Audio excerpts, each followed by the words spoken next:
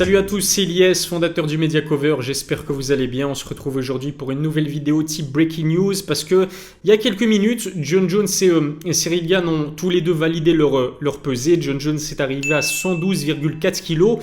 Du côté de Ciryl Gane, eh bien, le Français atteint 112,2 kg. Ils sont quasiment même poids, seulement 200 grammes de différence en faveur de Jon Jones. Alors je dois vous avouer que c'est quand même une surprise. Je m'attendais à ce que Ciryl soit plus lourd que Jon Jones et je m'attendais surtout à ce que Ciryl soit peut-être plus lourd qu'à l'accoutumée. On sait qu'à son habitude, il pèse entre 112 justement et peut-être grand max 114 kg si je me souviens bien.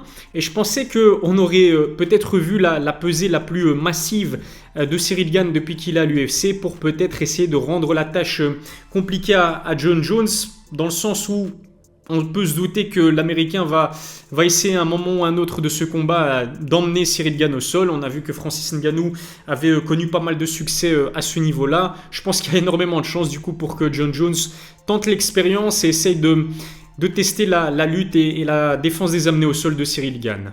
Alors c'est vrai que je vous disais que Jon Jones et Ciryl Gane sont quasiment même poids. En revanche, au niveau de la shape, il y a vraiment une différence. Jon Jones, il est plutôt gras. C'est vrai qu'il est massif, mais pas énormément de présence de masse musculaire. Ça lui avait d'ailleurs été reproché il y a quelques jours lorsqu'il a effectué le fameux shooting photo officiel avec l'UFC.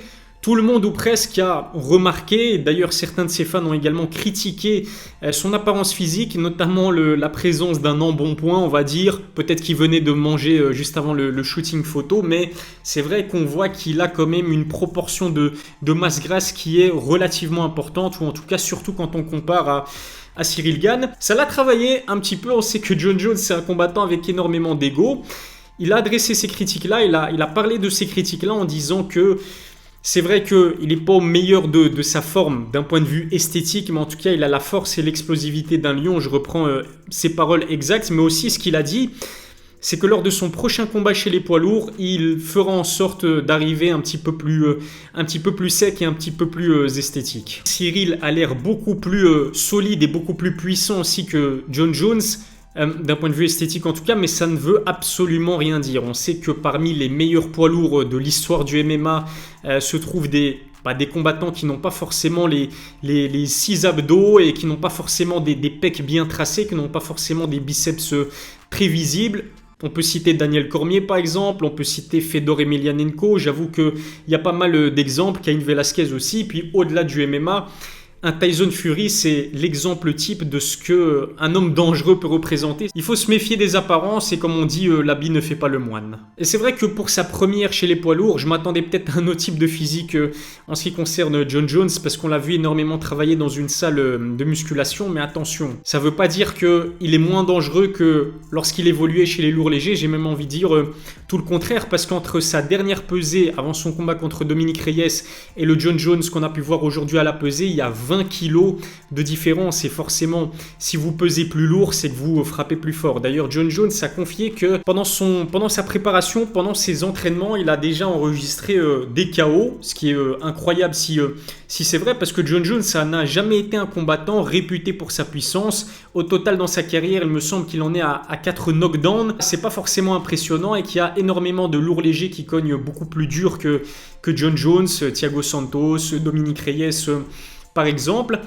Mais attention, encore une fois, avec 20 kilos supplémentaires, les punchs de Jon Jones et les kicks de Jon Jones risquent de faire beaucoup plus mal que ce qu'il faisait chez les lourds légers. Par contre, la question que je me pose, c'est de savoir si ces 20 kilos supplémentaires vont l'impacter dans sa condition physique. Jon Jones a toujours été un combattant avec une endurance extrême. C'est un combattant qui a commencé par la lutte avant de débuter par le MMA. Et on sait que généralement les lutteurs sont des combattants avec un énorme cardio. Khabib, pour ne citer que lui, ou encore Daniel Cormier, ça peut être des exemples assez concrets pour le prouver. Mais est-ce que ces 20 kilos en plus vont impacter vraiment cette endurance de Jon Jones qui lui a permis de remporter énormément de combats sur décision? C'est la question que je me pose. Je me dis aussi qu'avec autant de points en plus, ça va aussi impacter ses déplacements dans un octogone. Sur ses derniers combats, Jon Jones, on l'a vu qu'il pouvait être assez lent par rapport à à certains combattants dans la catégorie des lourds légers face à un combattant comme Cyril Gane, qui certes est un poids lourd, qui certes est massif, plus de 110 kg,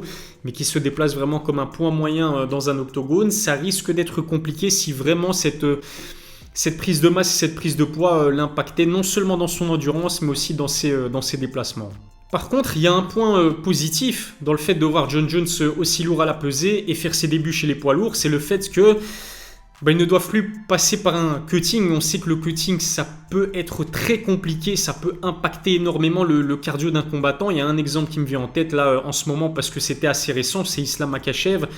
Face à Volkanovski, je trouve qu'avec du recul, on n'a peut-être pas eu droit à la meilleure version d'Islam, même si ça n'enlève en rien, bien sûr, la performance exceptionnelle d'Alexander Volkanovski. Jon Jones, hors compétition, c'est un combattant qui peut dépasser les 102 voire les 103 kg. Du coup, il doit s'infliger quand même un gros cutting pour descendre à 93 kg à la pesée. On le voit lors de ses pesées. Justement, il a le visage assez marqué et les abdos saillants, c'est-à-dire qu'il perd énormément d'eau. Là, il n'a pas dû passer par un cutting, donc peut-être que ça pourrait faire en sorte qu'on puisse voir la meilleure version de Jon Jones. Et honnêtement, cette idée-là, elle est plutôt effrayante parce qu'on sait que déjà à l'heure actuelle, il aurait pu mettre un terme à sa carrière et honnêtement, c'est certainement l'un des meilleurs, si ce n'est le meilleur combattant de MMA. Il a démoli énormément de légendes à un jeune âge, plus jeune champion de l'histoire de l'UFC. Cyril Gane lui-même a reconnu en conférence de presse que Jon Jones était le GOAT. Je sais pas aussi si vous avez vu ça, mais que ce soit du côté de Jon Jones comme de Cyril Gane, il y a énormément de rumeurs concernant leur état physique. Apparemment, d'après Chael Sonnen, bon après il faut contextualiser, Chael Sonnen, c'est un combattant qui déteste Jon Jones et qui est un spécialiste en matière de trash talk et qui, à mon avis, a envie que Jon Jones perde et qui essaie de le déstabiliser comme il peut. Mais si vous avez consulté les UFC Embedded, vous avez pu vous apercevoir que dans les premiers épisodes, c'est vrai que Jon Jones passait énormément de temps dans une piscine. Et d'après Chael Sonnen, en fait, le fait de voir Jon Jones passer autant de temps dans une piscine, ça pourrait vouloir dire que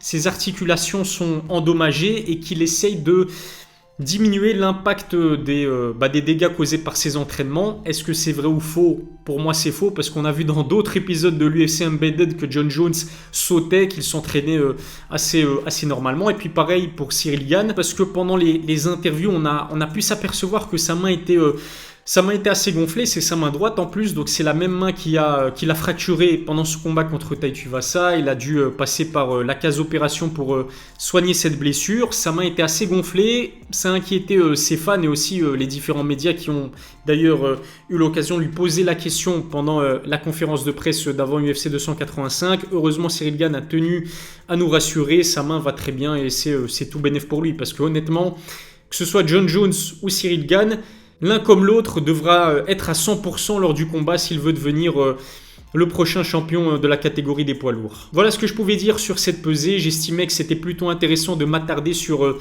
la première pesée de la carrière de Jon Jones en tant que poids lourd. Du côté de Cyril Gane, ça ne change pas, toujours un physique aussi propre qu'à l'accoutumée. Il arrive toujours plus ou moins au même poids.